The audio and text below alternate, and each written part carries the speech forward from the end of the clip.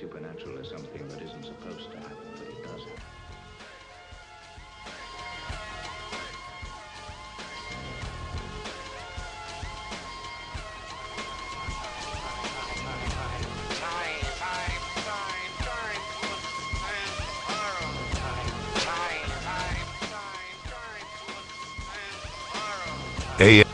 AM 1420 WBSM presents Spooky South Coast with your hosts Tim Weisberg and Matt Costa.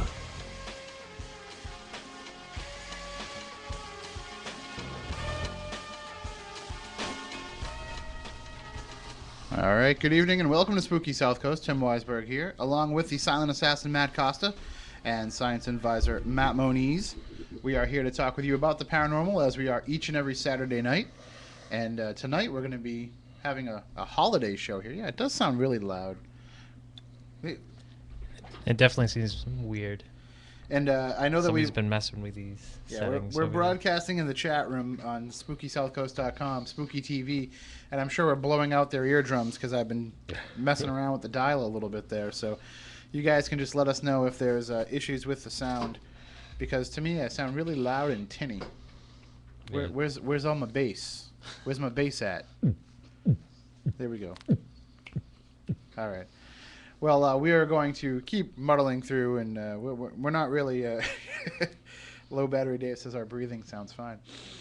That's Moniz that you usually hear breathing into the microphone, by the way.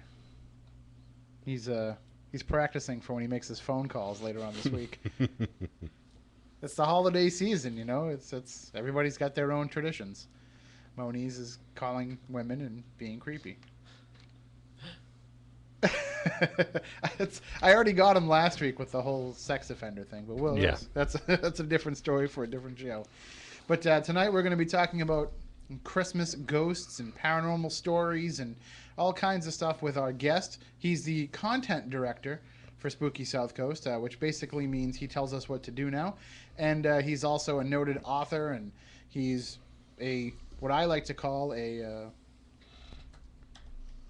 man about town. Chris, what's the name that I have for you? An analytical folklorist? Is that what I call you? Yeah. That's now my title is people address me as folklore expert, which anyone who's a folklorist or an expert in anything knows that probably doesn't fit me too well.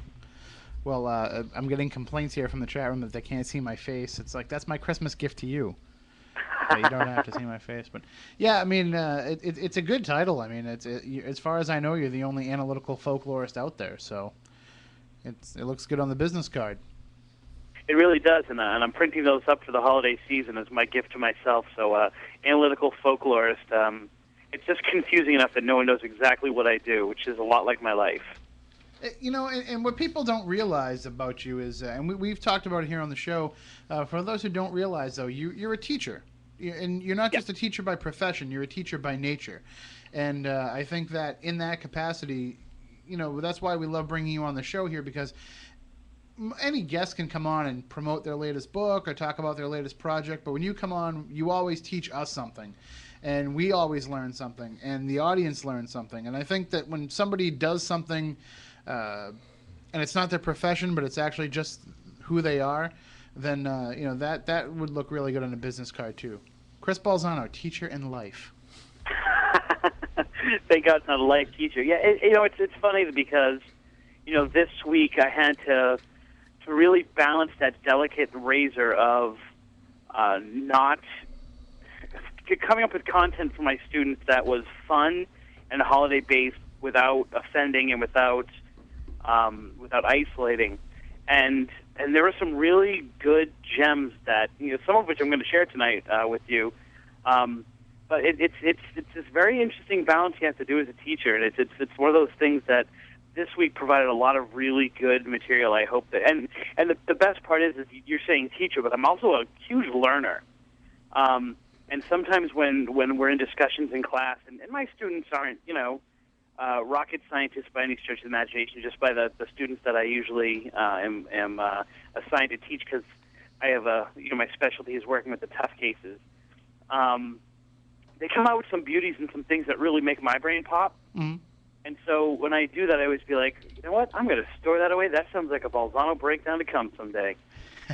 Well, that's what we love having you on here for, is these Balzano breakdowns where, we really get to the essence of things, and that's what I think we're going to do that tonight. We're going to get down to the essence of basically the I mean, how do you want to put this? Because I mean, we're basically analyzing various different aspects of holiday traditions, holiday stories. I mean, I know what I've got here in front of me deals with a lot of the legends and stories associated with Christmas.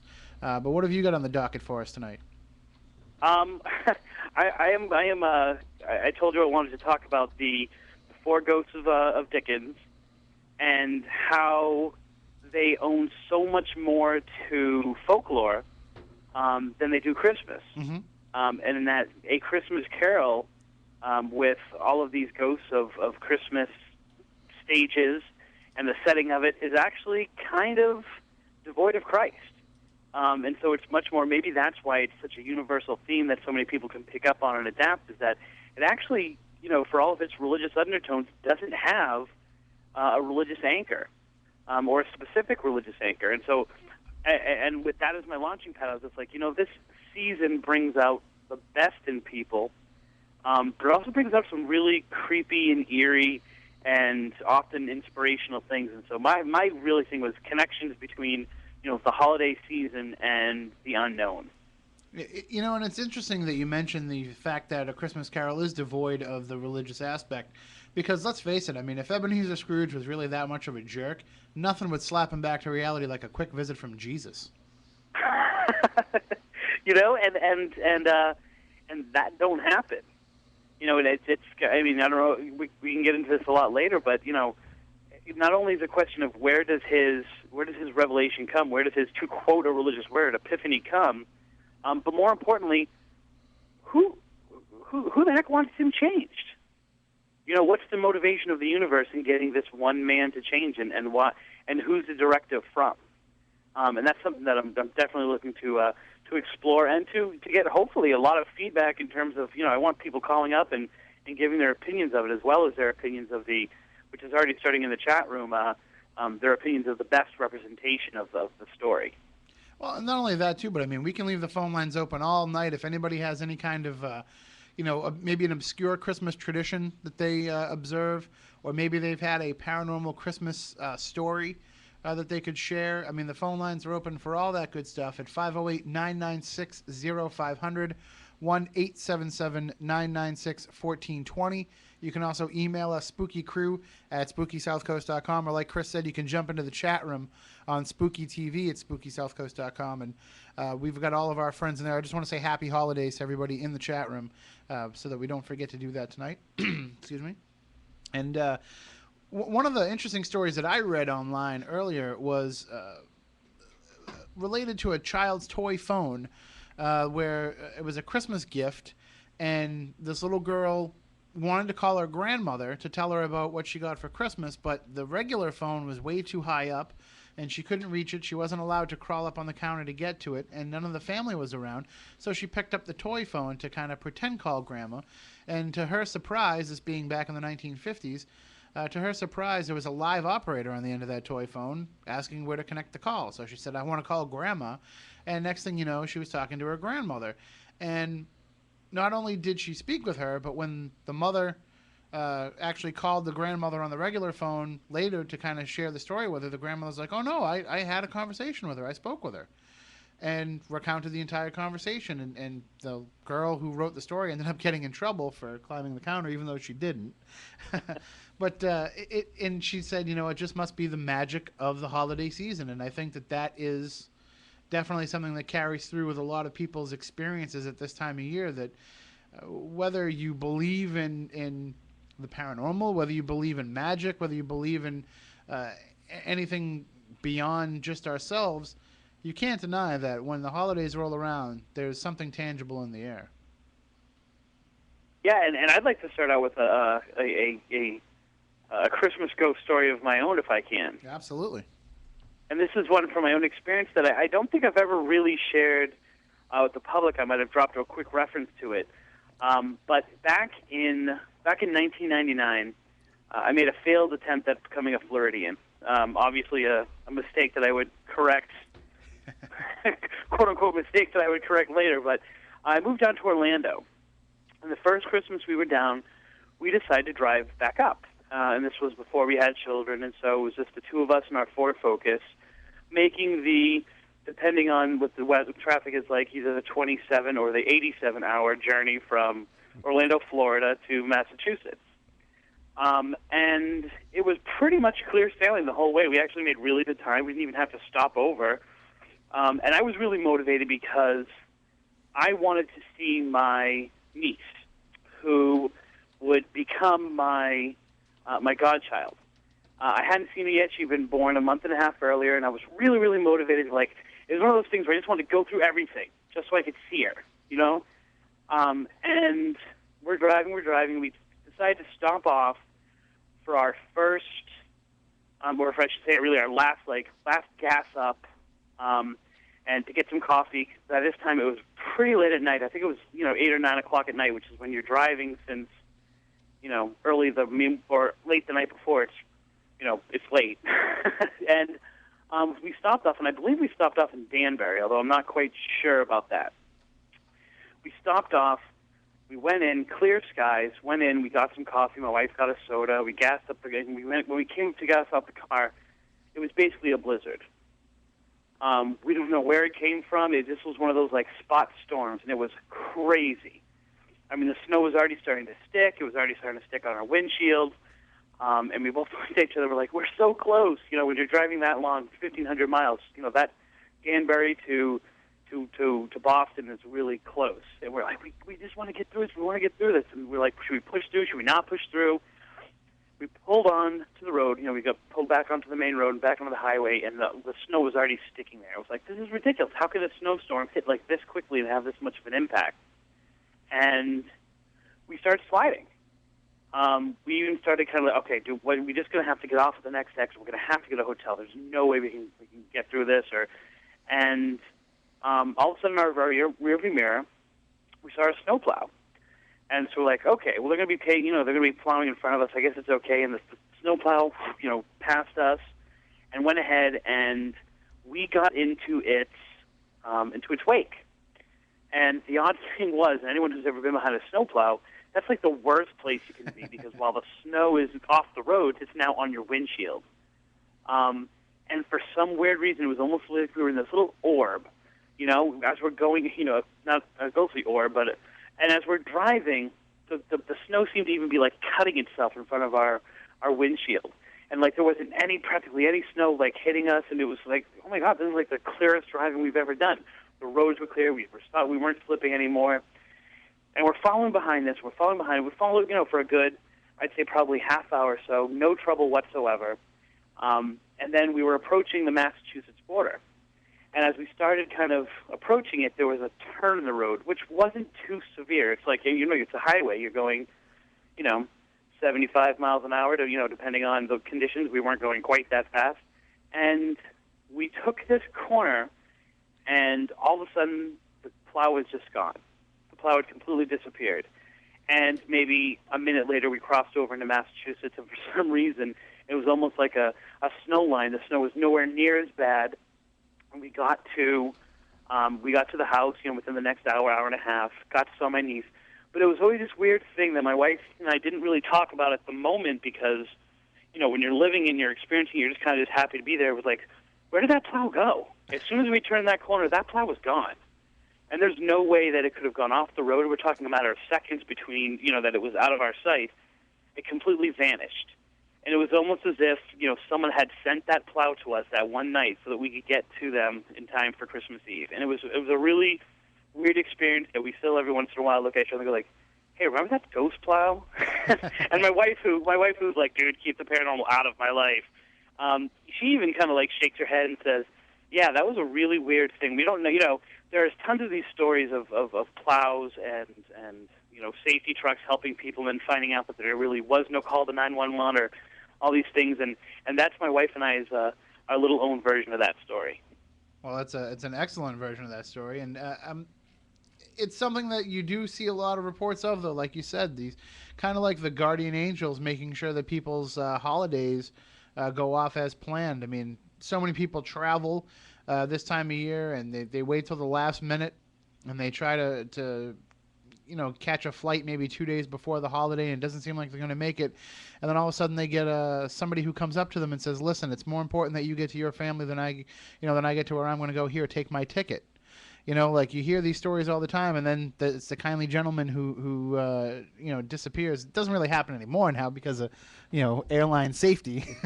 They know exactly who's buying what ticket when now, but they are out there, and there's always the stories that we hear about loved ones who have passed, who find a way to reach in and kind of touch people during the holidays in a certain manner, whether it be through a certain song that reminds you of them, or a certain feeling, or maybe even a particular gift. I know that when Grandma got run over by the reindeer, I'm sure that when they opened all those presents afterwards, they thought about her. Yeah, and the weird thing is, it's like you wonder about what that was. Was that a ghostly thing? Was it an angel thing? Was it a time slip thing somehow? Was it and one of the weird aspects of that story is that, was it somehow some transmission to some person who was in real life who went out and did something? Because the odd twist of that is that, years later, my mother-in-law remarried, and she married a man who worked for the Connecticut plow, the people who were plowing the roads, and he kind of confirms that he was out that night, and he was plowing near the Massachusetts border. Wow. And so it's this weird, synchronicity kind of thing going on. Could it possibly have been him? Could he have, somehow future-wise connected to us? And so it's really this kind of gem that we always keep in, but it's never fit in anything that I've ever done, written about or anything like that. So it's always been kind of close to my heart, and I always think about it on Christmas. Well, I'm glad you could share it with us. We feel honored. Well, thank you very much. One thing, though, that we have to point out about when we're talking about this is we are going to mention Christmas a lot. But my feeling is that the magic, the whatever is associated with this time of year, extends beyond all religious borders, because this holiday was sacred to pagans, and this time of year was important to all cultures, and it doesn't have anything to do necessarily with the birth of Christ, which we can argue about whether or not that actually happened on Christmas, when it's pretty much known now that it wasn't even close.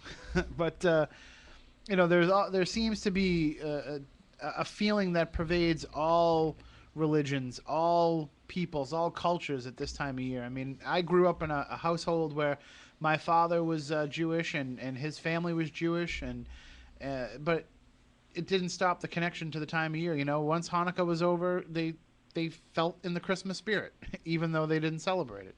And it's something that just it takes over, and as much as it's been commercialized, we've still retained a lot of that today. And I think that we talk a lot on the show about, is there such a place as a cursed place? Is there are there areas that can draw negative or positive things in? We talk about, are there people or are there items that can draw people in somehow, that can be tapped into for good or bad reasons? What if there's a time of the year that can be? And that's why these religions are drawn to that time, that there is something actually going on. I would love it if Matt knew anything, in terms of the solar system, our distance from the sun, things like that, of why that might be, potentially. Well, what I can tell you is in wintertime here in the northern hemisphere, we are actually closer to the sun than we are at summertime, believe it or not. I remember that from Mr. Wizard's World. Well, it's a fact. It's just the way we average about 94 million miles away from the sun generally. So, and it's only a few million miles difference, which is being 100 feet away from a big bonfire and taking one step closer. You're really going to be that much warmer, type of thing. But the only other thing I can think of is maybe the electromagnetic fields of both the sun and the earth may interplay better or worse, depending upon your perspective of it. I mean, I know people when they investigate really track solar activity and try to make links between levels of high activity and high solar activity and stuff like that. So maybe it's the season itself that does the same thing. It's also possible too. I mean, and it's something that's a little bit maybe trippier than we get into here usually. But there is the idea that when people put out those feelings, it kind of becomes a real physical force. When the people, collective unconscious. Yeah, when people are in the Christmas spirit, then the Christmas spirit becomes a almost solid physical thing. Which is really weird because you would think origin-wise and I know we've both kind of done some research on the different variants of Santa Claus, throughout the cultures and different religions even that kind of embrace this giver of gifts, and so many of them are cold weather places. You would think that you would care less for your family when you're stuck up with them for days at a time because of the weather. That would be the exact opposite. But I guess that's also the time when family traditions and family bonding happens as well. Maybe all families aren't like mine.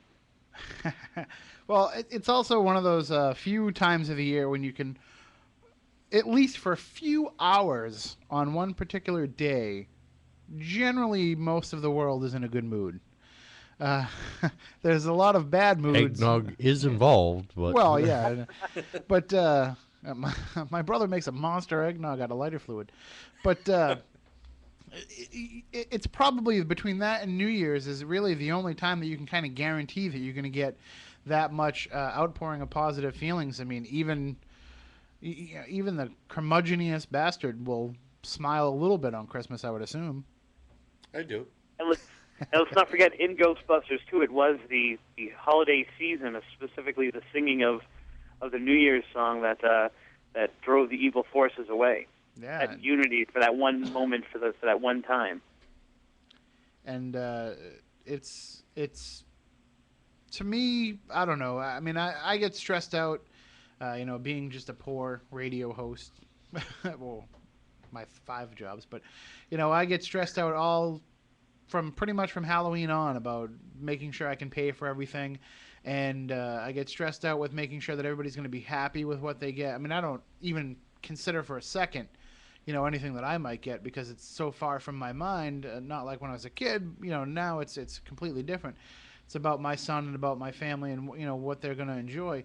But the number one feeling I feel on Christmas is relief when everything goes well, and I just feel so much better about myself, and I can sit there and say, even though we have these struggles, even though we have these daily challenges in life, it worked out pretty well for at least a few hours. And then the toys break and, everybody eats all the food and somebody gets into a fight inevitably. Yeah, I know. I mean, I know that we were, taking inventory today of what we had bought, because we're getting ready for the ritual of the wrapping. And it is that same kind of motion that, is it all right? You know what I'm saying? Is it right? What's the reaction going to be? And then, it never, at least in my experience, it never seems to be a letdown. There might be some gifts that you give, they're like, oh, thanks. But then there's some gifts that you think, like, really? I was just thinking about you, and I saw this, and I picked it up, and it's like, this explosion. And I think that really kind of feeds into that spirit that you're talking about, which can become, a kind of self-moving entity. Well, and one thing, I mean, we can talk about this later on in the show when we talk about our new project and put out the call to our listeners to share their stories with us. But you can almost attach something to that gift. You can attach that feeling and that intent to that gift so that, when it's something beyond just something you grabbed on the shelf, and when it's something that actually kind of spoke to you about a person, it's almost like you can attach those intentions and those feelings to that item when you pass it on to them. And what might seem on the surface as being kind of like a, huh? Turns into a, oh, wow. Right. Yeah, that's kind of my little acting version of what happens. And I know all I want for Christmas is a copy of Ghosts of the Southcoast. You're getting it. It's coming sooner or later. I have a few ones that I have to mail out on Monday, so I'll make sure I can throw one in there. And if you are in the listening area and you need to pick up a copy of Ghosts of the Southcoast for the holiday season, I have them here in the studio. Come here by midnight, and you can get a signed copy. It's only $20. I'll make it out to whoever you want. I'll write everything short of threats against the President of the United States in the book. So I'll handle those. that's on you, Moniz. Well, when you were looking through some of these holiday traditions, Chris, did you come up with any really strange histories behind any of our Christmas traditions? Because I found a few of them. I was wondering if you would come up with any.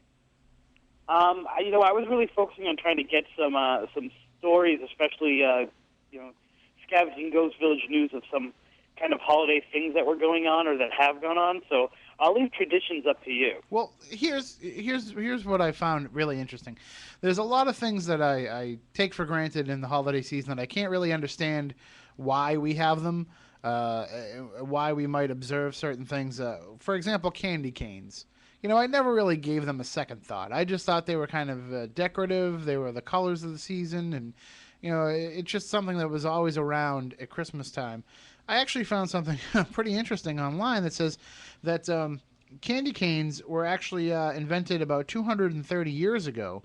And according to this report, one evening the children were being very loud and noisy at church and were not paying attention to the church services. So in an effort to keep them quiet for the Christmas ceremony, they were given a long white sugar candy stick. And that became eventually into the idea of the candy cane, which the red and the white symbolizes the purity of Jesus, and the red symbolizes the blood of his sacrifice for us. And the shape of it, some schools have thought are that it's supposed to be the shape of a shepherd's crook, and others are that it's a J for Jesus. So, I mean, I never would have thought that there was that much significance placed on something that basically every time Santa gave me one when I got my picture taken, I kind of threw it away. It's kind of like spitting out the wafer, I was going to say, way to throw away Jesus, brother. And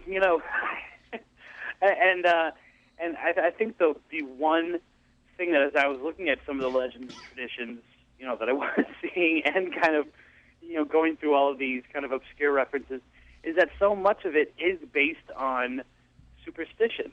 And so much of it is based on, things that we would consider magic. But then there are also these things that are completely mundane and, like they needed a spokesperson, so kind of Santa became that. Like that kind of thing.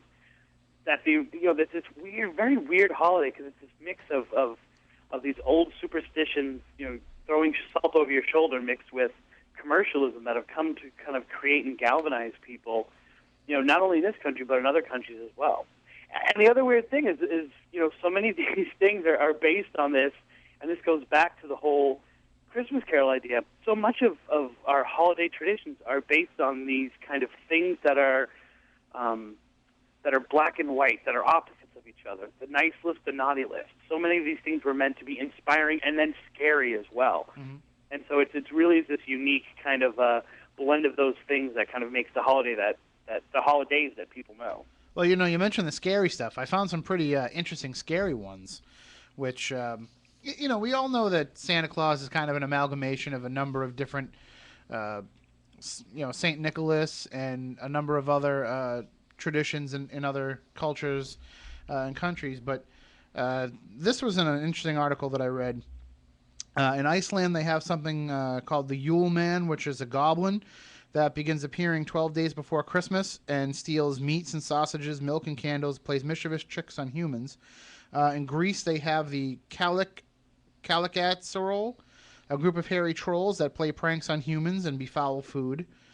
France has Pierre Fouettard, or Whipping Father, a man who is depicted as a murderous, terrorizing figure with a blackened face and a whip in his hand. One legend says he killed 3 children, cut them up, and cooked them in a stew. St. Nicholas happened upon the scene and resurrected the children, after which Pierre Fouettard repented and became St. Nick's companion. And supposedly, this is kind of interesting, the character on the front cover of Led Zeppelin's album, Led Zeppelin 4, is supposed to be Pierre Fouettard. Then there's Black Peter from Spain, a demon enslaved by Santa. A mischievous fellow who puts bad children in a sack and takes them back to Spain to work in Santa's workshops. The Krampus in Austria and Hungary, who he's kind of the anti-Santa. He goes around punishing the bad children while Santa would give them the presents. And a lot of these traditions relate around December 5th and December 6th instead of the 25th.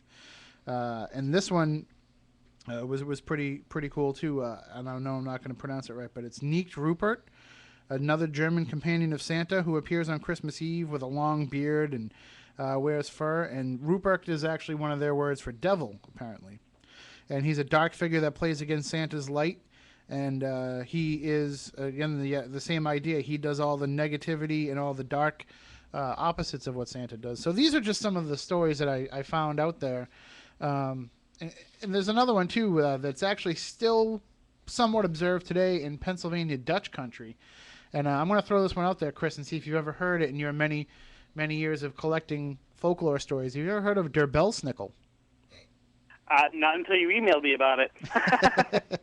Well, the idea of Der Belsnickel, there's a few different reports that I heard.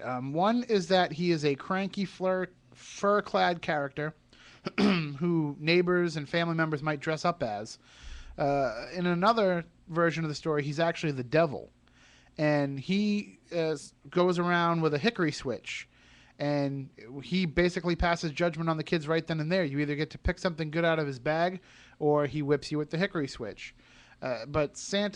Nicholas, supposedly comes and captures him on Christmas Eve, ties him up, and makes him go around with him, and rewards all the children, be it good or bad. So, these traditions, obviously, we can see how they play into a lot of the characterization of Santa Claus today.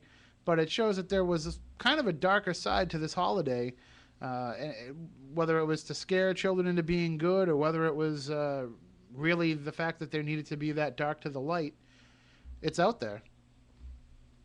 Right, and then of course, in more modern storytelling, it's the, taking the evil bad force and trying to find redemption for him or her, and that's kind of the. We'll get into a lot of this in the next hour when we can talk about the Dickens ghosts. But would you consider Scrooge to be kind of one of these, dark to the light figures, at least in the beginning of the story? I would, and I think that that's what makes him. That's what makes him appealing, because he's an extreme of kind of what is in all of us and what possibly can come out sometimes in us, and it goes from being a character flaw to a lifestyle, and I think that's why he becomes such a kind of touchstone for people. And I think that we all hope that we can have that redemption in our own lives. I mean, obviously not everybody's is the same depths of character that Scrooge displays, but it shows that to all of us, if we're just faced with the opportunity to change, we'd like to think that we would take it. Right. And what it takes to make us change is different, which is why the ghosts are so universal and kind of this really good catching mechanism for the different types of sparks of redemption, which is something we're going to get into a lot when we come back.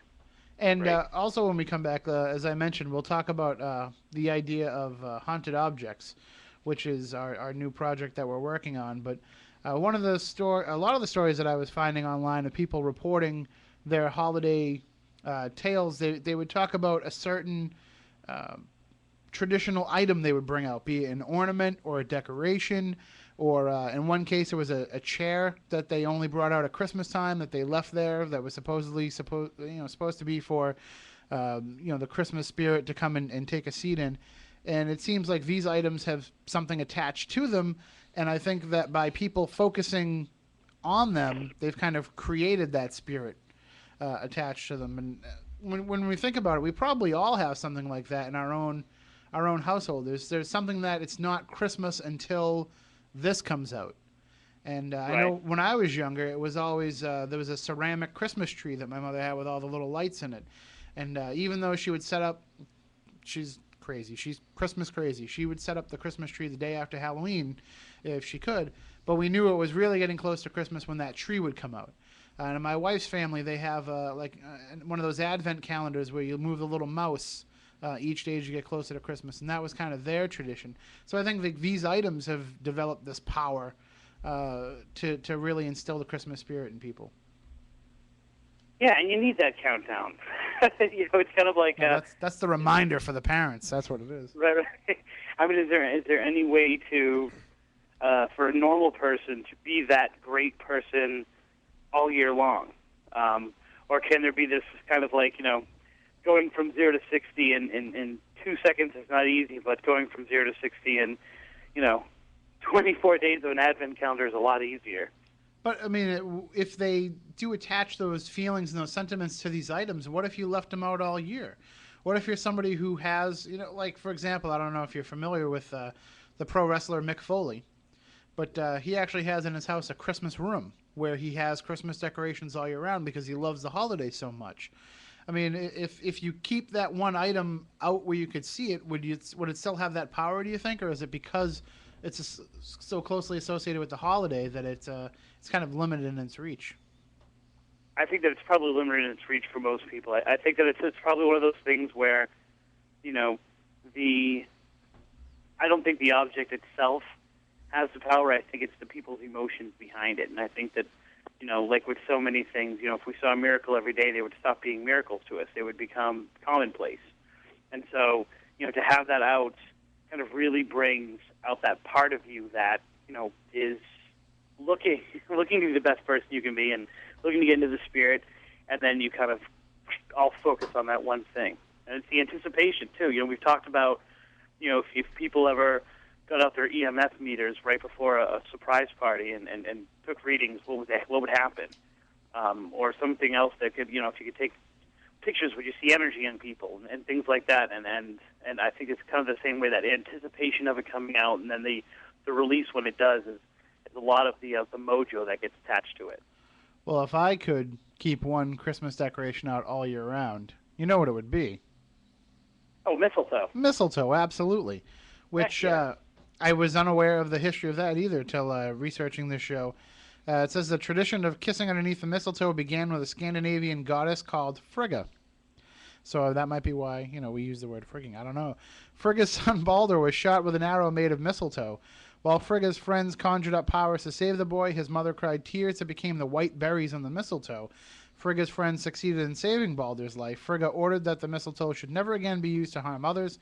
Instead, she made it a symbol of love by kissing everyone who passed under it, which is a great story, and it's a little bit better than this other story that I read that said that the holly, the sharp edges of holly leaves are to remind us of the crown of thorns that Jesus wore upon his brow, and the red berries remind us of the blood that Jesus shed. So there seems to be a lot of preoccupation with the blood of Jesus here in some of the stuff that I was finding. Well, I think that it's it's important to remember that. And you see a lot of, especially down here in the South, a lot of signs that are kind of focusing you back on what this season means for Christians, or what it should mean for Christians. But at the same time, when we celebrate the birthday of other noted figures, we don't, focus so much on their death either. At the same time, and nobody's talking about James Earl Ray on Martin Luther King Day, for example. Throwing that out there. Well, I think it's also, most clergy would tell you that this is the second most important holiday on the Catholic or Christian calendar. I can't say Christian, but at least Catholic calendar. Most clergy would tell you that it's Easter, not Christmas. So I think that's where that ideal comes from. And before we take a break here for the news, Chris, is there anything on your Christmas list this year? Is there anything that you really want to get this year? A copy of Ghost of the Southcoast. Well, you will be getting that. That goes without saying. Well, that's just about it for me. So. But so I can't imagine all the things that you could ask for Christmas, and all you want is a measly book. Yeah. Well, like you were saying, man, it's so much more focused on my kids nowadays. So it's more of like, man, I really want to find that orange surfboard that my son wants. I was going to say something like that, and more than anything, I want for myself. I want sleep, which I'm going to get because I'm on Christmas break for 2 weeks. Well, you know that up here people have to get sleds for Christmas. They can't get surfboards like you can in Florida. But what's the big toy happening in your house this Christmas season? Well, my son is obsessed with dinosaurs. Anyone who knows me is tired of hearing that, but he is. And so we got him those toys that are like blocks you put together, and they're like dinosaur captures. So that's the big thing that he's going to flip out. That, and he's finally gone from the leapfrog age to the DS age. So that's the other big hit that we're going to get. Yeah, I mean, hopefully my son's not listening, but we have a DSi coming his way, and Pokemon is huge in my house this year, which I find amazing because I thought Pokemon fad was over like 10 years ago, but apparently it's still going strong, and so it's going to be a very Pokemon Christmas at my house. And as for my daughter, you give her anything and she's excited. So, we're just going to give her all the gifts my son has. We're just going to give her the paper, and hopefully that satisfies her till her birthday. Well, let's just point out that your daughter is very young. Yes. Otherwise, it sounds like she's just not very bright. So, yes. Well, And for all you kids that are listening, we're just kidding about this. Santa Claus is really bringing all these presents. This is just what grown-ups talk about because we feel so paled in comparison to Santa Claus's awesome power. So there you have it. All right, we're going to take a break for the news. When we come back on the other side, we're going to talk more about these legends of Christmas. Chris is going to get into the ghosts of Charles Dickens because, and I've heard Chris talk about this before, and it's more than just a good story. And we'll talk about all that and more coming up in the second hour. Later on in the show, we're going to talk about the new project that Chris and I are working on that we need your help for. We need your stories, your experiences, and I can tell you that if you think about it, you can probably contribute something to this because we've all heard these stories. So we'll be back with all of that and more coming up after a break. Again, Ghost of the South Coast. It's here for sale in the studio. $20. Come on down. We'll be here till midnight. Stay tuned for more here on Spooky South Coast. First with local news, talk, and sports. This is WBSM New Bedford, Citadel Broadcasting, AM 1420, WBSM. From ABC News, I'm Chuck Severson. Preps for possible mudslides along the West Coast as the first rain of a big storm system starts to hit in Sacramento. Wild, I'll tell you. It's flooded out of my place. Oh, I had never seen it like this in years. Forecasters call the storm system a mother, possibly the biggest in 10 years. ABC's Yunji Denise in Los Angeles on mountain snow. Some forecasters are predicting up to 15 feet. That's great for skiing, but it could create dangerous conditions for avalanches. A series of storms is predicted to head this way all through the middle of this week. One meteorologist called it a conveyor belt heading straight through California. Los Angeles area law enforcers say hundreds of phone calls have come in about the release of photos seized at the home of Lonnie Franklin Jr., a mechanic accused of being a serial killer. ABC's TJ Winnick. Franklin allegedly killed several women in his South Los Angeles neighborhood in the 80s, and then more than 15 years later began killing again. Because of the apparent time gap, the media dubbed the serial killer the Grim Sleeper. Franklin is accused of 9 murders. It was, in fact, DNA evidence from his son earlier this year that led police to him. Franklin's defense attorney argues the release of photos jeopardizes chances for a fair trial. Some of the U.S. Army's 101st Airborne headed for Afghanistan say the Senate voting to repeal the policy banning gays from serving openly is no big deal. An opponent of repeal, Senator John McCain, Arizona Republican, says members of the military tell him otherwise. Supporters of repeal got 6 Republican votes in a procedural test earlier in the day, up to 8 Republican votes on final passage. Republican Susan Collins says some of those votes were a surprise, and she believes that if there'd been a vote on repeal 5 years ago, it would have lost. ABC's Vic Ratner on Capitol Hill. President Obama is to sign the repeal bill this coming week. Officials say it'll take months, maybe a year, to fully implement. The Senate has another session scheduled for tomorrow afternoon. You're listening to ABC News. Intuit Small Business presents Payroll in 30 seconds. Just type employee hours into Intuit Online Payroll. Wages and taxes are calculated automatically. A few more clicks to print paychecks or make a direct deposit, and we're done. In our remaining time, here's a flock of pigeons playing ragtime piano with their beaks. Try Intuit Online Payroll free for 30 days at Intuit.com. We do the legwork so you can do what you love. Intuit. Small business rejoice. Some people do not realize they could save hundreds on their car insurance by switching to Geico. Despite the millions of drivers switching to Geico, they shell out extra money for car insurance elsewhere. They must enjoy spending more on things they can have for less. A ham sandwich for $5, they say? Nonsense, here's 10. Hats off to you, brave souls. The rest of us just like to save money. For a free rate quote, visit geico.com or call 1-800-947-AUTO. 15 minutes could save you hundreds on car insurance. The UN Security Council has scheduled informal meetings tomorrow morning on the rising tensions between North and South Korea. NATO says with the latest death of an Allied soldier in Afghanistan, total killings of NATO forces in that country this year have hit 700, the deadliest year in the 9-year Afghan war. If you've travel plans to London or the UK, well... It should have been the great Christmas getaway, but many flights here in Britain have been grounded due to ice and snow. London's Gatwick Airport has reopened, but many flights have been canceled. At Heathrow, Gerard Rayapu has been waiting for a flight to L.A. for more than 9 hours. There was pandemonium, totally disgraceful what is happening. Rayapu has now given up and rebooked for next week, but he'll be lucky if he can make it home. Heathrow's access roads are blocked with snow, and Britain's deep freeze is expected to continue right up to Christmas. Linda Albin, ABC News, London. Grocery chain Kroger recalling a bunch of pet food, says ABC's Richard Cantu. Kroger is recalling certain packages of pet food from its stores in 17 states. Most are east of the Mississippi, with Kroger stores in Texas and Gerby stores in Missouri included. The recall covers Kroger Value, Pet Pride, and Old Yeller cat and dog food. Kroger says the food could be contaminated with aflatoxin, which can be lethal in pets. Dead of complications from multiple sclerosis, Don Van Vliet, also known as the 60s experimental rocker Captain Beefheart. He was 69. This is ABC News. The Bose Wave music system. It's elegantly small, with sound that brings new life to music, and it makes a great gift. Forbes FYI says it sounds like a system that costs 5 times more.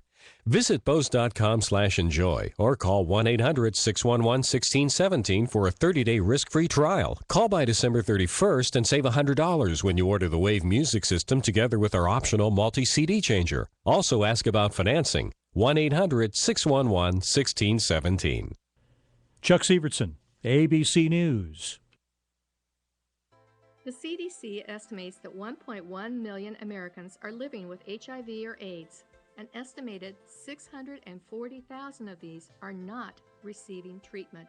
I'm Susan Crosby, President Emeritus of Women in Government, and I'm here to share an important health message with you.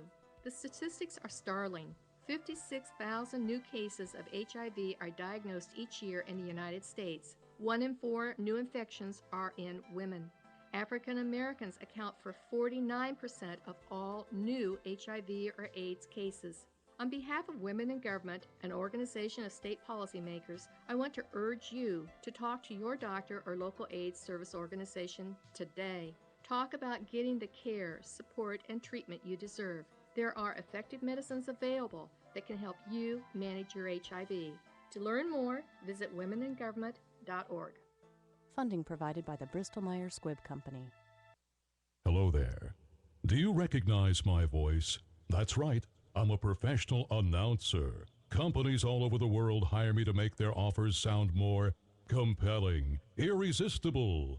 I persuade people just like you to buy shoes, cars, dial 1-800 numbers, and act now while supplies last. It's useless to resist. I'm a trained professional. My voice has power. I get paid to talk, and I can talk about anything to anybody, except when it comes to talking to my parents about aging. No matter what I try, I can't seem to talk about the aging issue. I want to ask them what they want, what their plans are, but instead I end up telling them about my latest gig. Talking to my parents about their care as they get older should be AM 1420, WBSM, where every Friday morning, the Pete Braley Show buys you dinner at the Meta Place at Chowder House. To win, simply become a WBSM Facebook fan. It's easy. Just log on to WBSM.com and enter the keyword Facebook. Every Friday morning at 8:20, Pete and Neil read the name of a Facebook fan. When you hear yours, call back and win. Become a WBSM Facebook fan and win with the Meta Place at Chowder House and AM 1420 WBSM. There's always a moment of truth where I say, look, it's either put up or shut up. And it was time to put up. I had crossed that thin line. It was 100+ degrees. We were hot. We were on fire. We were yelling our hearts out. You could feel the intensity rising. Even in our tiredness, even in our weakness, even in our pain, we continue to push. I told myself, you can suck up the pain for another 1.5 miles. and you will be a Marine.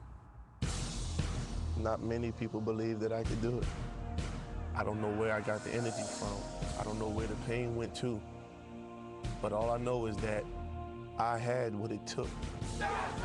I am a United States Marine. PFC Darrell Willis serves his country as a Marine. Will you? Visit Marines.com or call 1-800-MARINES. The few, the proud, the Marines.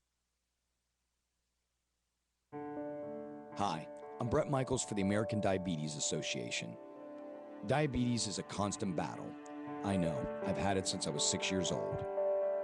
A lot of people don't consider it deadly, but diabetes kills more Americans each year than breast cancer and AIDS combined. Please join me in the movement to stop diabetes. Help us raise awareness and find a cure. Share, act, learn, and give at StopDiabetes.com.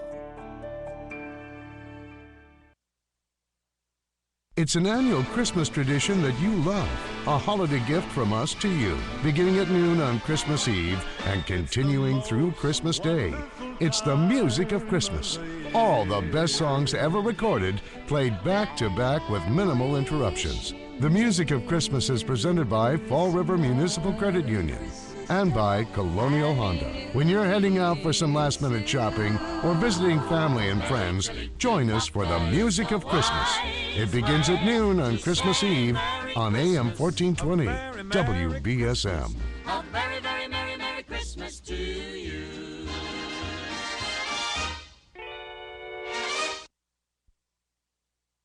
AM 1420 WBSM and Bank 5 love and appreciate all the hard work our children's teachers do all year long. So every month, we select an amazing teacher as the WBSM Teacher of the Month. Nominate one today at WBSM.com. The winning teacher receives a beautiful bouquet of flowers from Treeland Nursery, a plaque from Dartmouth Gifts and Engraving, a fruit basket from Amarillo's Market, $50 gift cards from the Ruby Room, the Pasta House, How on Earth, and A&A Jewelers. And the entire class wins a pizza party from Domino's, home of the new inspired recipe. So nominate that deserving teacher today for Teacher of the Month at WBSM.com.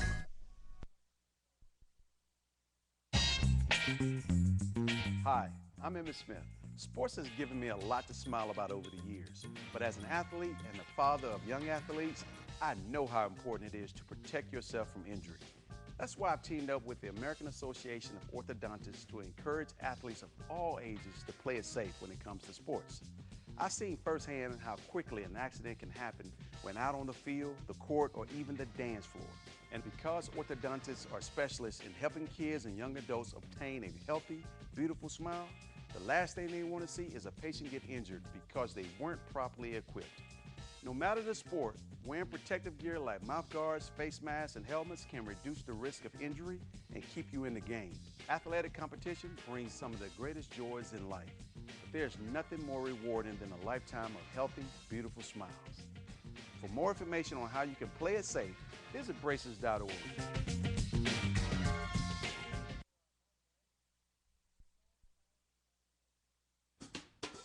Christmas is in the air. Since 1907, millions of Americans have decorated their holiday cards and packages with the American Lung Association's Christmas seals. For over 100 years, your gifts to American Lung Association's Christmas seals have helped us fight for healthy lungs and healthy air. Celebrate another year of Christmas seals at christmasseals.org. Order this year's Christmas seals and make them a part of your holiday tradition.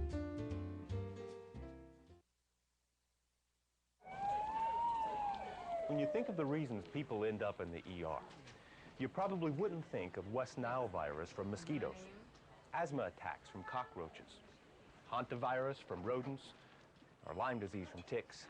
Even bites from fire ants and other stinging insects send 500,000 people here every year. But you could make a difference in helping to protect your family from pest-related illnesses. Go to pestworld.org to learn how. Why wait until there's an emergency? Excuse me? Like to sample a Luden's throat drop? Luden's reminds me of being a kid. running through the neighborhood pretending to be a superhero, saving the universe from evil. I'd come home with a scratchy throat and Mom would give me a Luden's. That's such a nice story. Wait, there's so much more. Great. For everyday throat irritation, Luden's Wild Cherry Drops. The great taste and soothing relief you never forget. Luden's, it still works wonders.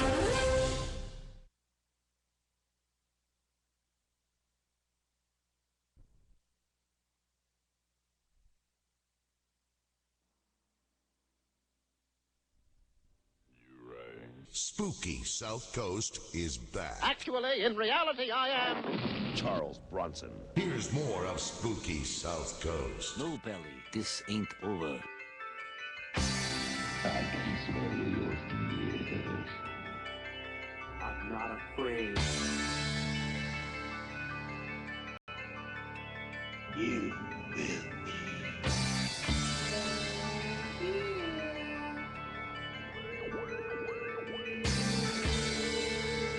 Welcome to Spooky South Coast.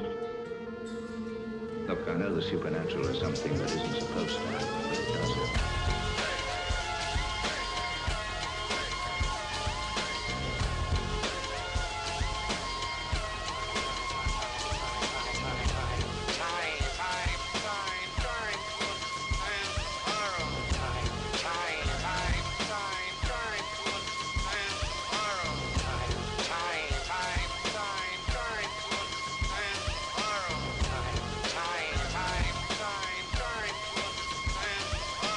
All right, welcome back. Hour number 2 of Spooky South Coast. Tim Weisberg here, along with the silent assassin Matt Costa and science advisor Matt Moniz. And we have content director for Spooky South Coast, Christopher Balzano, on the line. He is performing in his role as analytical folklorist tonight, and basically a man all about the paranormal and all about Christmas, sharing with us some of the interesting Balzano breakdowns of Christmas thoughts and traditions, and just talking about that Christmas feeling, Chris. I never noticed that, Chris. Christmas. Huh. Yes, you wonder? You know, I think really people should celebrate me. You put the Chris in Christmas. So, I don't know what to reply to that. While we were taking a break for the news, did you come up with any better gifts that you wanted besides the book? Like socks? You know, that's actually one of my family traditions, is that my brother-in-law gave my mother gave my brother-in-law these electric blue socks one year. And he was like, I would never wear, when would I ever possibly wear this? Like, I don't go to clown college, you know, I'm not, when would I ever wear these? And so the next year, she got them wrapped up. And so for the past 15 years, these socks have been, you know, passed as kind of like one of the last presents that someone new every year. So it's kind of become this very weird, you're in the family, you're considered part of the family when you get the socks. So like when my wife got them, and then my, you know, brother-in-law part 2 got them, and, you know, it's this very weird sock thing. So I'm hoping to do anything except for get the socks, because they're, you know, I might actually wear them this year. Yeah, well, it's kind of like a tradition for my wife to give me socks, because I usually wear them out between, you know, Father's Day and Christmas. So I have no idea why I destroy socks the way I do, but it's kind of a paranormal thing unto itself. Says the person that stands through an entire show. That shouldn't really affect them that much, right? I do stand like all day long, so that might be part of it. But anyway, you know, I mean, when we're younger, you know, we have all these dreams of what we're going to get for Christmas and all these things that we want. And then when we get older, we go out and we buy everything that we wanted that we never got for Christmas. So with that in mind, if anybody has a Robbie the Robot for the Nintendo Entertainment System, Tim at SpookySouthCoast.com. Name your price. It's amazing, because Costa and I go to a lot of, like, you know, we go to the pawn shop together, and we go to like all these. Make it sound like we go antiquing together or something, but you know, we go out on adventures from time to time, and right, sooner or later, one of us bumps into something that we always wanted when we were younger, and now we can have it. And even though we have no practical use for it anymore, we need to at least possess it for a little while. So, you really distracted me with that Back to the Future game, by the way. December 22nd. December 22nd. It's coming out December 22nd. Yep. and I can buy it December 22nd. I believe it's on the PlayStation Store. It's going to be on... Nice. $24.95. There's going to be 5 episodes. I'm telling my brother's in the studio. I'm telling him all about it because he's as big of a Back to the Future fan as I am. So, all right. Anyway, I don't mean to hijack the discussion, Chris. You were talking about Christmas before. You want to go back to that? Well, I do have a little bit of a Christmas miracle, which I could totally segue into, because one of the things that I want for Christmas, I guess I do want something, is a Patriots win. Yeah. And I'm feeling that most of the people, in the area are hoping that the Patriots can pull one out against that, offensive onslaught being brought on by their backup quarterback on his first start. But here's the segue. There was a little bit of early Christmas cheer, miracle, however you want to place it, out of Wisconsin and from the Bishop of Green Bay this week that I ran across on Ghost Village News that I just wanted to share with everybody. And that is Adelaide Brissa. And for those people who don't know who that is, back in 1959, she had an appearance of Mary to her. And Mary spoke to her and called herself, I believe, the Queen of All Giving or something like that. And, it kind of went in for since then, it's been kind of this place where people have gone to be healed and people have gone to champion Wisconsin, which I guess is outside of Green Bay, and been uplifted by being there, and Jeff Belanger writes this really great section on his Legend Tripping book about appearances of Mary and kind of, people who flock to them. But this week was officially confirmed. It's only one of 12 confirmed sightings around the world, and the first in America, of the appearance of Mary. So while the Green Bay fans can they can basically get over the fact that they're going to get their Christmas gift, Christmas coal early, from the Patriots by realizing that they actually have the only appearance of Mary that's been confirmed in the United States this week. So, Merry Christmas to the people of Green Bay. A question for you, Chris. Yeah. Isn't this the same place where people would bring rosary beads and they would get a gold varnish that would start to appear on them? Yep. That and there was also this weird thing. The smell of roses and rose petals falling from the sky? Yeah, there was actually rosaries that would fall, like whole rosaries that would fall from the sky. Yep. And so it became this very, paranormally charged. Usually, these things of Mary are, now you can walk. And instead, there were these very weird things. There was one story that I read, because I started following up on this.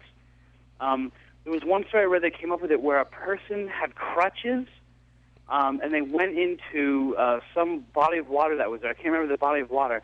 And when they came out, not only did they no longer need their crutches, but their crutches were broken up into crosses. Interesting. Wow. No, and there was no person nearby who could have possibly done this in the time that the person was in the water. So and then like you're saying, things falling from the sky and things transforming right there. I actually got a chance to test a set of rosary beads that were turned to gold. Well, they weren't completely turned to gold, but they had this golden hue to them. Then I have at the time an AA, or atomic absorption spectrometer, that at work, one of these as things we all do. Yeah, things that you keep around. It's for analyzing metals. And I took a scraping off the top of the beads, and it did turn out to be actual gold. So whether this, is something that, it just boggled my mind. It just boggled my mind. It's just that most of these sites are accompanied by miracles in the form of healings and things like that, and this one had that as well. But it also had this different twist of paranormal activity happening in the form of things transforming and things falling from the sky and stuff like that. When you analyze it, I'm surprised that you didn't find out that it was cheats. Well, I'll tell you this much: Green Bay may have had the the symbolic appearance of the Virgin Mary, but I think Gillette might have the symbolic appearance of something with the name Lombardi on it. sometime soon. We just isolated every fan from the Green Bay area. They don't have computers out there. We actually have one of our chat room regulars, Paranormal Pirate, is here in the Spooky Studio with us, decked out in a Tom Brady jersey. So there's karma for you right there. That's great. All right. Well, why don't we take a quick break? When we come back, Chris, we can go commercial free the rest of the way, and we can get into some more Christmas miracles, some Christmas stories, and we'll talk about those ghosts of Christmas, past, present, and future. And you're going to include Marley's ghost in that too, right? Because you said 4. Oh, yeah. Heck yeah. Absolutely. All right. So we'll be right back with more with Chris Balzano here on Spooky South Coast.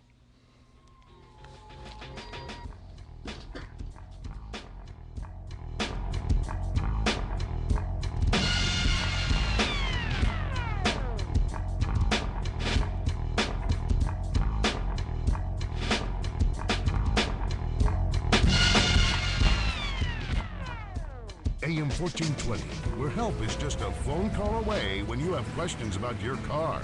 All About Cars with Ralph Medeiros of Ralph's Auto Center is on every Saturday morning from 10 till noon. What to buy, how to fix what you've got, the latest news and recalls. All About Cars with Ralph Medeiros every Saturday morning at 10 on AM 1420 WBSM. A gout attack may prevent you from participating in everyday events that are your greatest joys. The most common form of inflammatory arthritis in men, gout affects millions of Americans. Gout attacks, which some have described as feeling like a severe burn, may occur when uric acid levels build up. Without ongoing management, gout may prevent you from enjoying life's simple pleasures. Learn more about managing this chronic illness at www.goutliving.org. This message brought to you by the Arthritis Foundation. It's an annual Christmas tradition that you love. A holiday gift from us to you, beginning at noon on Christmas Eve and continuing through Christmas Day. It's the music of Christmas. All the best songs ever recorded, played back to back with minimal interruptions. The music of Christmas is presented by Fall River Municipal Credit Union and by Colonial Honda. When you're heading out for some last-minute shopping or visiting family and friends, join us for the music of Christmas.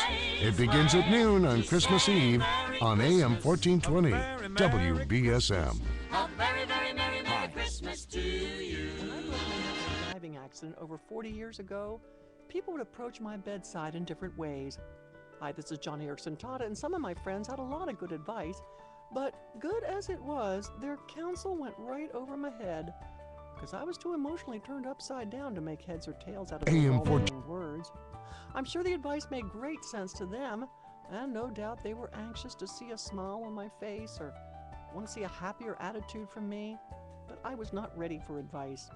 I was still mourning, I was still grieving the loss of not having use of my hands or legs. I needed time to cry, time to think. And oh, how I appreciated those friends who did not come into my hospital to fix anything or fix me. Often they did not have any words to say. They just came to spend time with me. They cared. And from disabilitycampaign.org, let me say that you can care too. AM 1420 WBSM, where every Friday morning the Pete Braley Show buys you dinner at the Mattapoisett Chowder House. To win, simply become a WBSM Facebook fan. It's easy.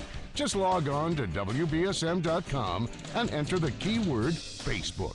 Every Friday morning at 8:20, Pete and Neil read the name of a Facebook fan.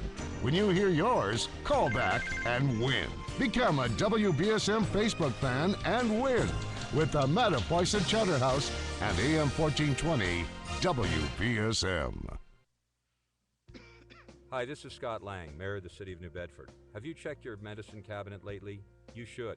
Every day, more than 2,500 teenagers abuse prescription medications for the first time. From Wareham Sadly, to teens often Westport, experiment with medications they find right at home.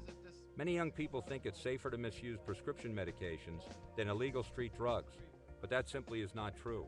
Prescription medications can be beneficial when used under a doctor's supervision, but misusing medications can lead to addiction, overdose, and even death. Fortunately, there are steps you can take to help protect your children. Keep track of your medications. Encourage friends and relatives to safeguard medications in their homes. And consult your pharmacist about disposing of medications you no longer need. Remember, prescription drug abuse is still drug abuse. If you don't want your children to abuse prescription medications, don't give them the opportunity. A community service of New Bedford, the Partnership for a Drug-Free America, and the U.S. Conference of Mayors. To learn more, go to drugfree.org.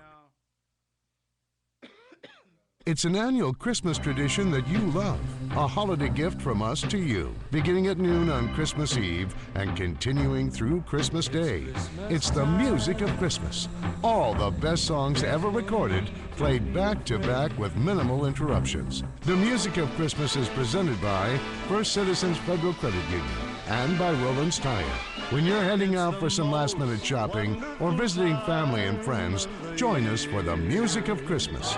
It begins at noon on Christmas Eve on AM 1420 WBSM. I feel like it's all on my shoulders. How am I going to take care of my parents if they develop an eye disease like glaucoma? Glaucoma is the leading cause of blindness in African Americans and Hispanics in the United States. And what about my kids? Will they inherit it? Not to mention my risk factor. I'm really concerned and I need some answers. Call 1-800-437-2423 or go to ahaf.org for answers, including a free brochure. There's something about this fast-paced culture that's causing us to live life on a furious speed of fast forward. Hi, this is Johnny Erickson Tata, and something about this mindset keeps us from living just one day at a time. But after breaking my neck when I was a teenager, I was forced to slow down and take one day at a time.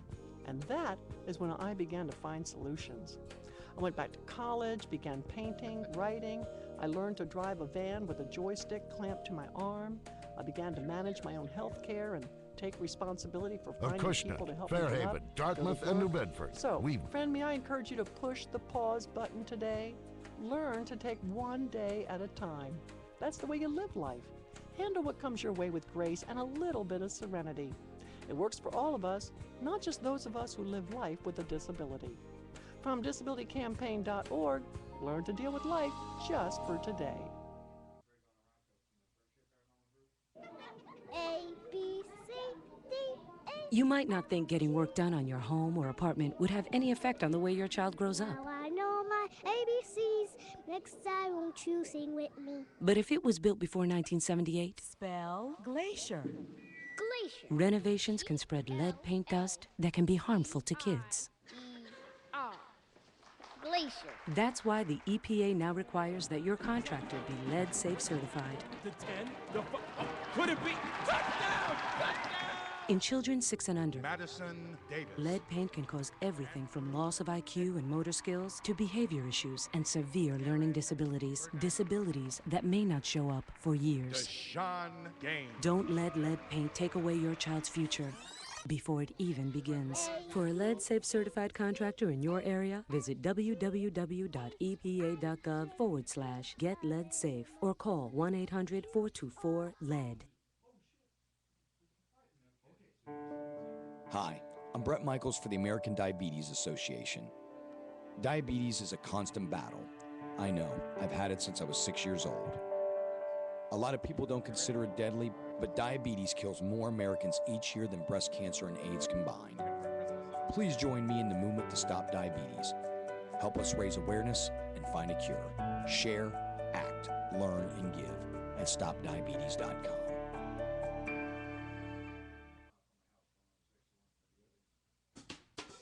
Christmas is in the air. Since 1907, millions of Americans have decorated their holiday cards and packages with the American Lung Association's Christmas seals. For over 100 years, your gifts to American Lung Association's Christmas seals have helped us fight for healthy lungs and healthy air. Celebrate another year of Christmas seals at christmasseals.org. Order this year's Christmas seals and make them a part of your holiday tradition.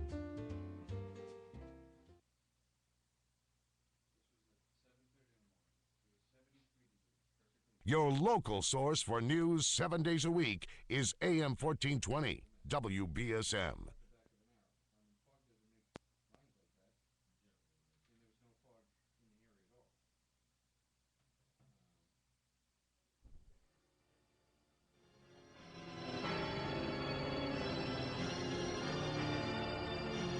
Turn on all your lights, lock the doors, and pull down the shades. Spooky South Coast is back.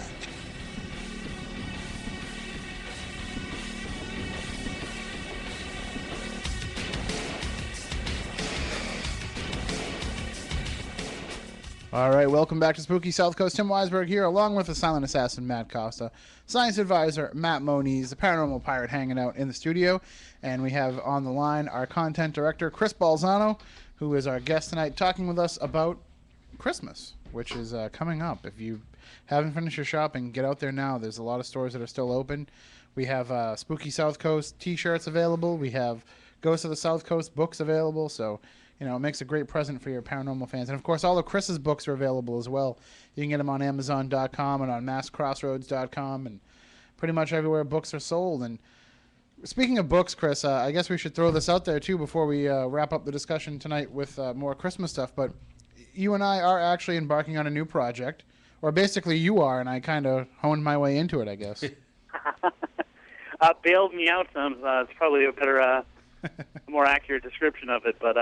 But yeah, you know, it's you know, I've been working on some different things outside of the paranormal realm that I'm hoping to kind of grow. And then I was approached by a publisher to, you know, via Mr. Belanger, to work on a book of haunted items. And you know, over the course of our discussions, we kind of extended it to some other kind of things. But basically, and I brought you on board, and Tim and I are looking to basically create this kind of account of these different haunted items that have floated in and out of people's lives, and document some of the classic cases, such as all those famous dolls that are around there, as well as kind of going into the heart of some of these museums that hold curiosities and kind of hold these haunted and cursed items as well. So that's the project that we got going, and we would love to have people's stories. And it's kind of this very broad term of, you know, haunted items, and it's one of the things that we're going to explore, and it's one of the things I've been exploring, you know, as I've kind of been, you know, writing down notes for the introduction and for the kind of the description of what is a haunted item. And it's kind of like, is the item itself haunted?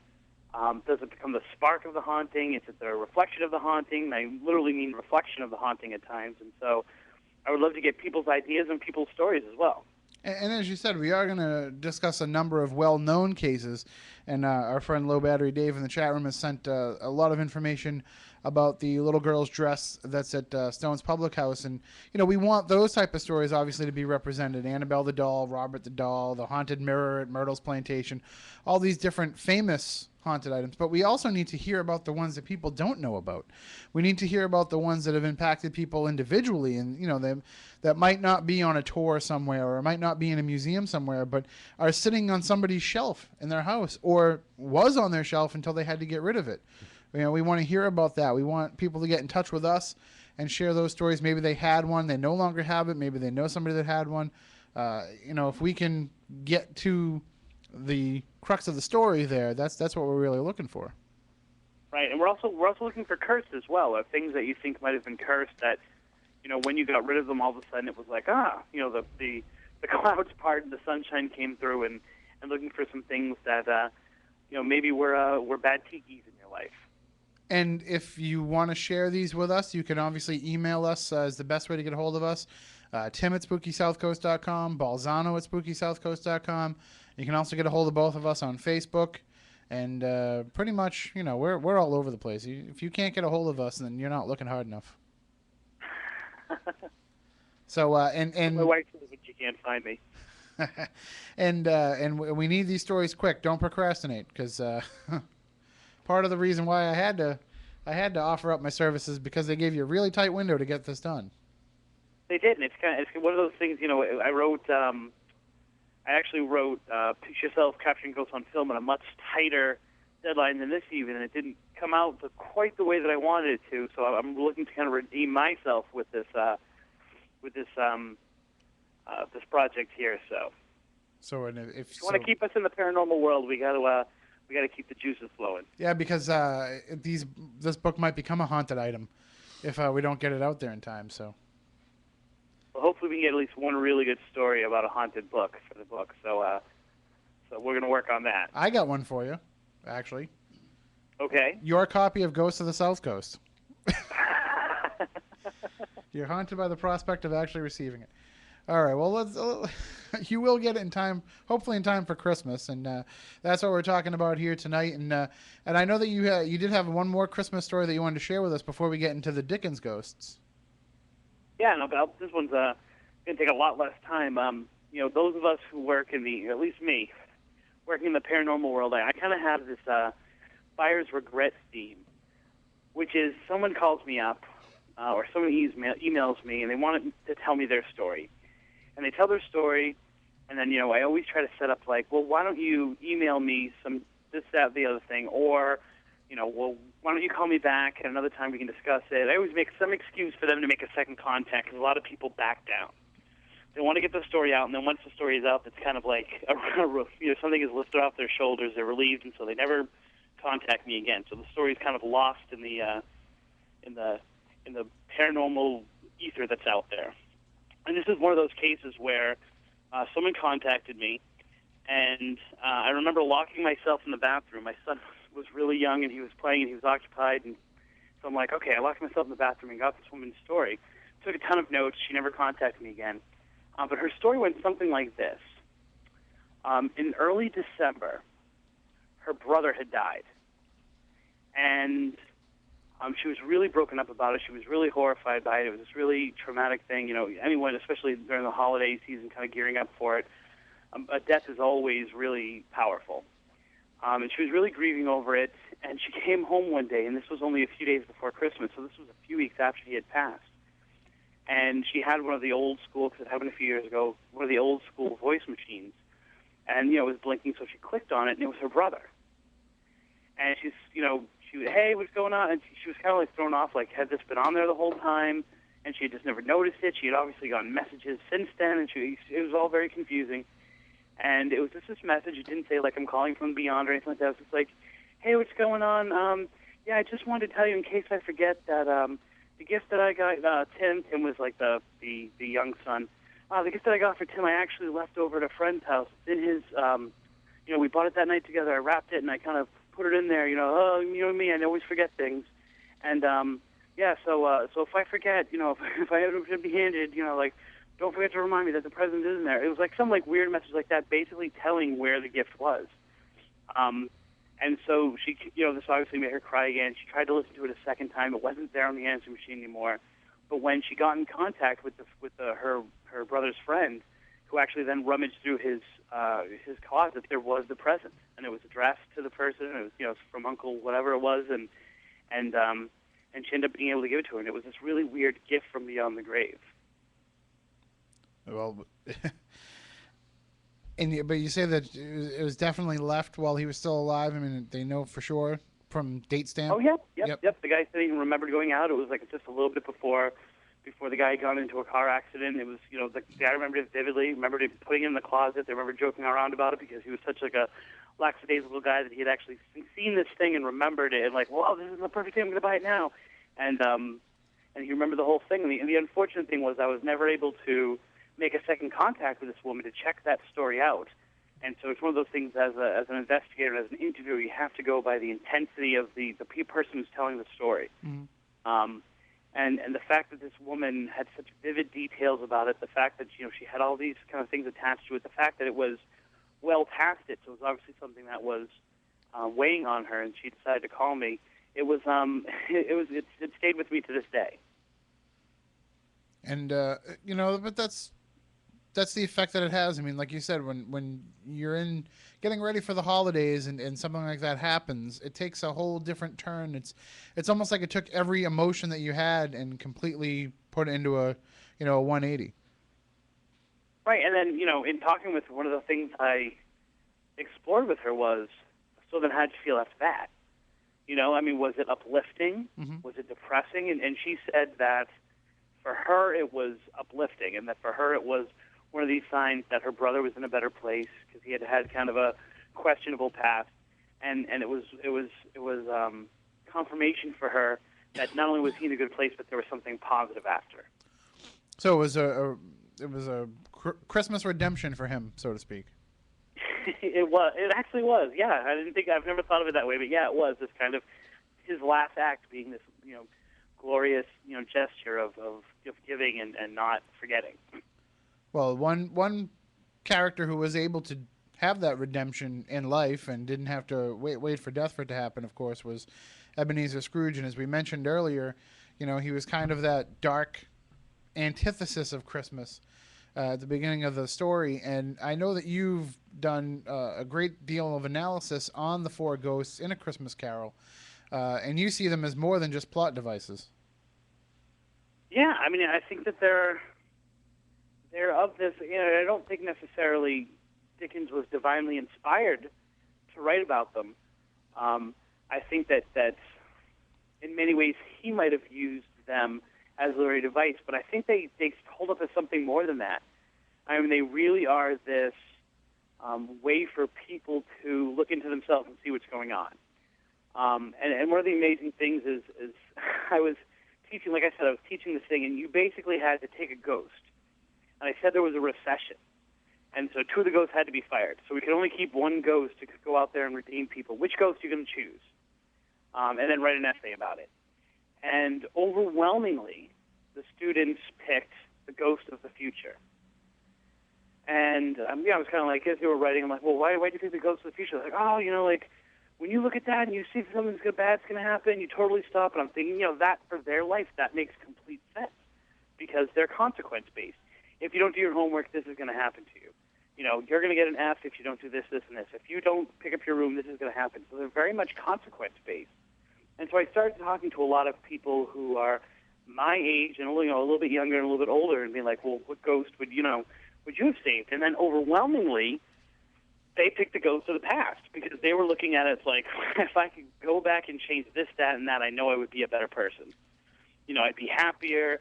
I wouldn't have made the mistakes I made. And so it became this generational thing. And I'm very interested if I was able to kind of talk to some people who were maybe between the ages of like 20 and 30, which ghost they would look for, like whether they were much more present-based because they were living in a time that, they feel like they can make an immediate change in POW, like they would get immediate results. And so in creating these ghosts, especially those three, Dickens really created this kind of paranormal influence causing you to look inside yourself. And in doing it, he touched like all the bases for all the different types of people that you can look to, or the kind of stages in your life you can look to kind of find that redemption. And Scrooge shows signs of that all throughout. There's these moments where he has that revelation, and then his defense mechanism kind of kicks in. And it's only, probably because of his age.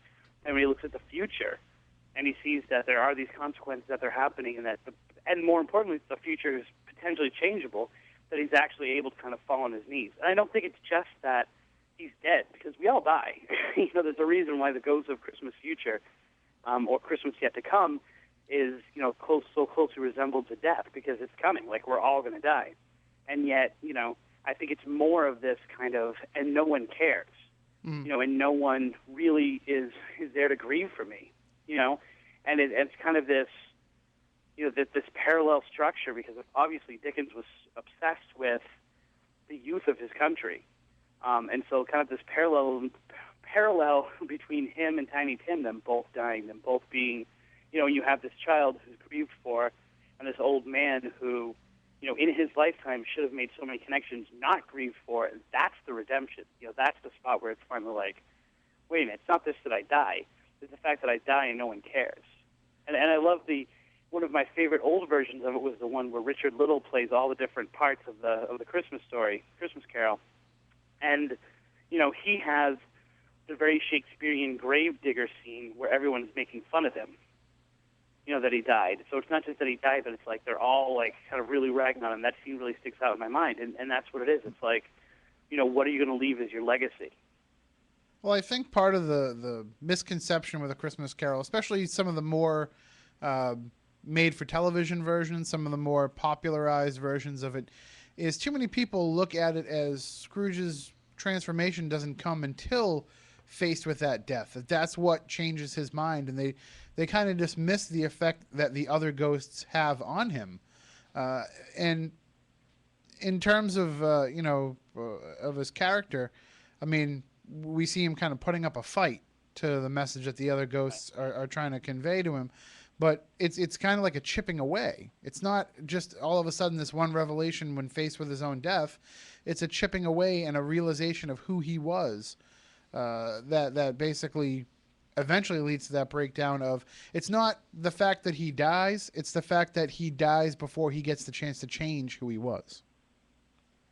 And I think a lot of what people miss, because not many adaptations focus on this, is the fact that, when he is in the present, when he's with the ghosts of Christmas present, the guy gets old.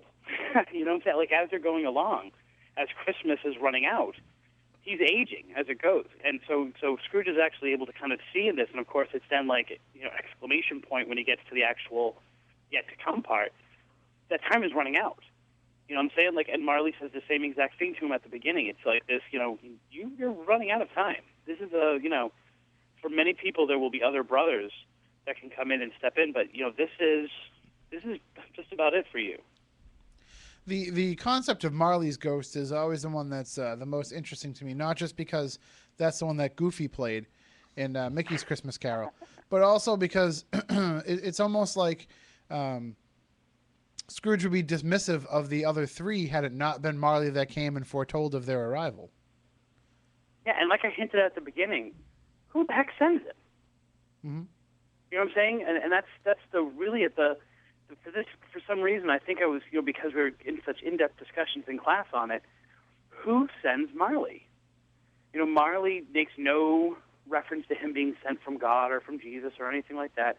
It's like, is Marley kind of trying to chip away at his own redemption and his own purgatory, maybe trying to get rid of some of the change by doing this? Does he find love? And in that wants to save someone who's in the same situation? All of these, and does Marley then control these other ghosts? Does he send these ghosts? Is there some kind of force that sends them? And Marley really exemplifies that because he is the counterpoint to the redemption of Scrooge. But if you look at it, there's got to be some kind of motivation for him. Because even if he shows love to Scrooge, in that classic line of "mankind should have been my business," it's is there this story that he's playing out, and that's why he goes. And you have to think and of course Dickens is great for his opening lines, but it's something like Marley was as dead as a doorknob. That kind of says it all, and puts you kind of right in place for what this story is going to be about. And unfortunately, it's never really explored too much in depth exactly what is the force that's sending Marley out, and what is his relationship to these ghosts. Did he see them himself and make the wrong decision? If I recall correctly, doesn't Scrooge mention Marley ahead of time, in a sense summoning him? When he's talking about, Marley's desk being there and empty it just before Christmas, before he goes to bed, before he goes home? Well, that's why it starts with him. You know what I'm saying? Like, it starts with talking about Marley and what Marley's been through, and then, of course, he first cites it before he goes in the house, which already gets his mind thinking about it. So that's what I'm interesting. saying. Does he actually summon? Does Scrooge summon him by thinking about it? You're asking who's sending Marley. I think it was Scrooge himself summoning him. So the desire for the change was kind of coming from within and subconsciously. Scrooge's own self-conscious, yes. Which, of course, then supports, some people's belief that the entire thing is a hallucination, and that he's kind of having this own kind of moral play inside of himself, either in dream form or in hallucination form, be it from bad food or for some other thing that and therefore Marley becomes the first kind of tangible evidence for him in this kind of moral play that he's kind of involved in. And of course, excellent point, Moniz. I'm writing that down. I'm totally stealing that. By all means. And the idea you mentioned briefly, though, the chains of Marley, and the fact that he is kind of tied down to that Scrooge type existence.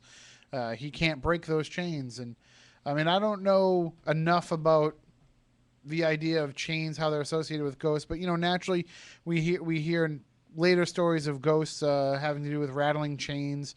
Was that a construct that came about because of Marley's ghost, or is that something that was associated with ghosts before Dickens wrote A Christmas Carol. Actually, I believe that was well before, because a lot of times the ghosts were reports from people that were suffragists, and usually those were people that were criminals that were chained to this or that, or slavery. So the chains, I think that even though it could have been a characterization of a ghost, but it did have a deeper literal meaning in Marley's sense. Right, and of course you have to keep in mind that so much of this from Dickens' time was based on that suffrage that Moniz was talking about, and that it was, the story and all Dickens' stories are about slavery, and are about trying to break away from that. So it would only make sense that he would then turn to what he knew, which was then that symbolism of those chains meaning that. Is there, in the modern retellings of this, and everything from, the 1950s teleplays versions to the Muppets versions to everything, do you see the original intent of the story being diluted down to now it's just this basic redemptive story, and it doesn't have as many layers as it did with Dickens' version? Are we losing completely. something in the translation? Completely. I mean, I think, my favorite version is Scrooged, with Bill Murray. Absolutely, yeah. Which I would probably put in my top 10 favorite movies of all time, regardless of Christmas. I just think it's, and why do we not remember Richard Donner anymore? But anyway, as a side note, and in that version, for example, ignorance and want are under the cloak of the ghost of Christmas yet to come. When, traditionally they're in the ghost of Christmas present. And so it's kind of like, they took a complete poetic license with that, not even really caring or even touching upon, what those two children are meant to symbolize. And once again, Dickens' tight connection between, the adult world and this child slavery world. And so, you see that. And probably the other best example of that is that you ask people about, A Christmas Carol, and they usually can't give you the full title. They usually don't know what the title actually is. My students had no idea when I said A Christmas Carol what I was talking about, and then I was like, it's Scrooge. And they go, oh, yeah. Most of them focus on the Scrooge aspect of it, and I think that has something to do with it. Of course, they've seen so many versions that they don't know titles anymore anyway. They're all just kind of meshed together. But when referring to the ghost, they refer to it as the ghost of the past, the ghost of the present, the ghost of the future. And it's like, but it's not. If you really read it, every single moment that happens in that story happens on Christmas Eve or Christmas.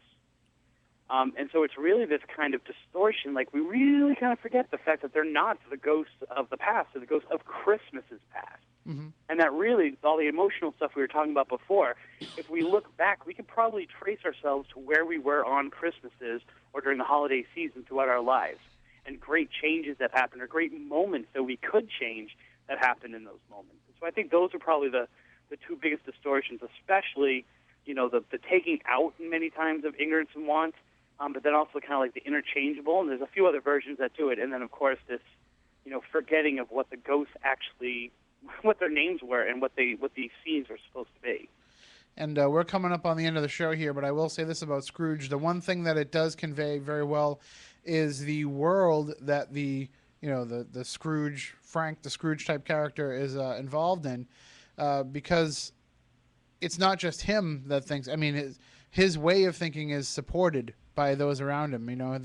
The owner of the network, likes the way that he does things. So there's justification for him to be the way that he is, and it's easier to kind of continue in that realm than to make the change. That's one thing that's lost on a lot of these versions is how much easier it would be for Scrooge to just continue how he is, and what a big sacrifice he's making to make that change to be a better person.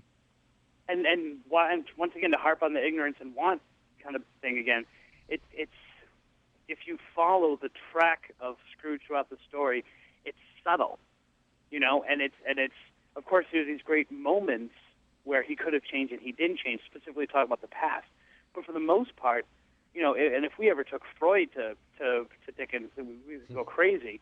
But there are these moments in his childhood and kind of in his early years where it's a very subtle thing, where the spirit is there and then it just kind of gets slightly twisted because he's giving into that want part of it, mainly because of his ignorance. And so as he's kind of evolving into this picture, the world is kind of telling him it's okay. And then, of course, he takes it and runs with it and goes beyond what Scrooge is not a creature of pops out of nowhere. He's in many cases, or in many ways, a representation of what society is asking him to be, and unfortunately, he doesn't have a stop mechanism.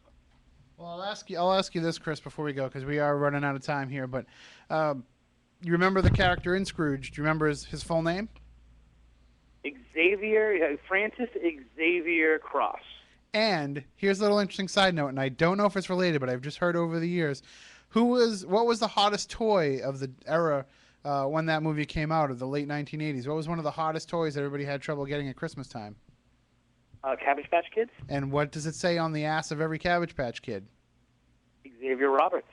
I don't know. Are they kind of hinting at something there? I don't know.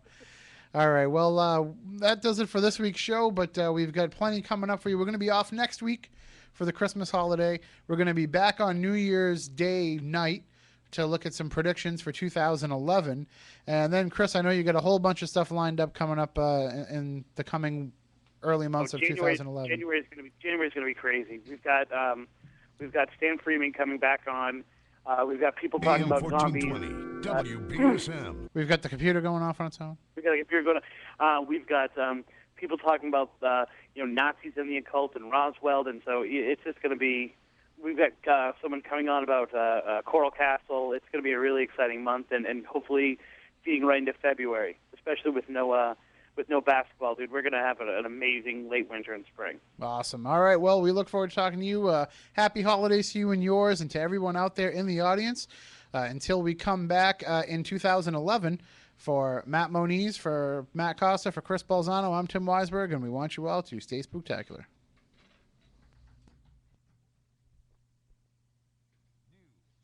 And conversation.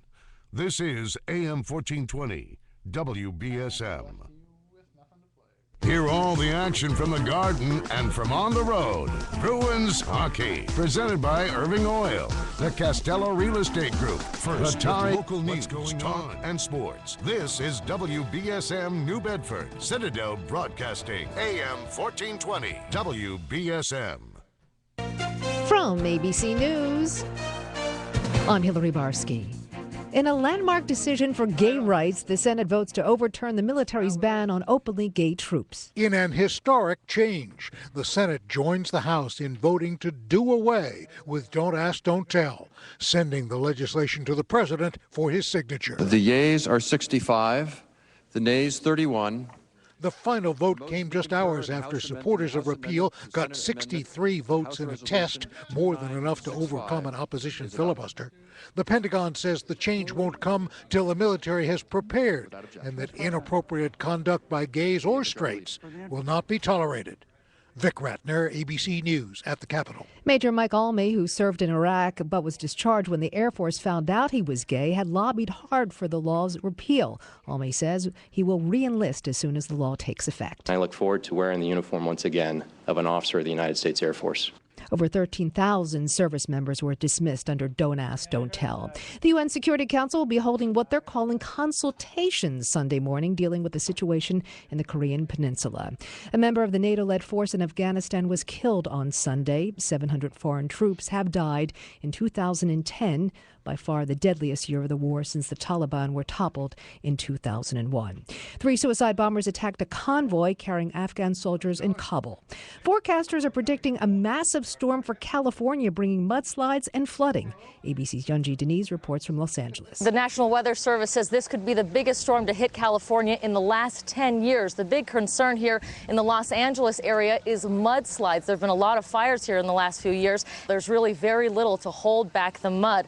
The California Highway Patrol says they've already seen a 5-fold increase in traffic accidents in Los Angeles County. You're listening to ABC News. Does your roof need replacing, your house need cleaning, or maybe you're ready to update your kitchen? Big or small, whatever your home improvement need, now it's easy to find the right home pro for your project.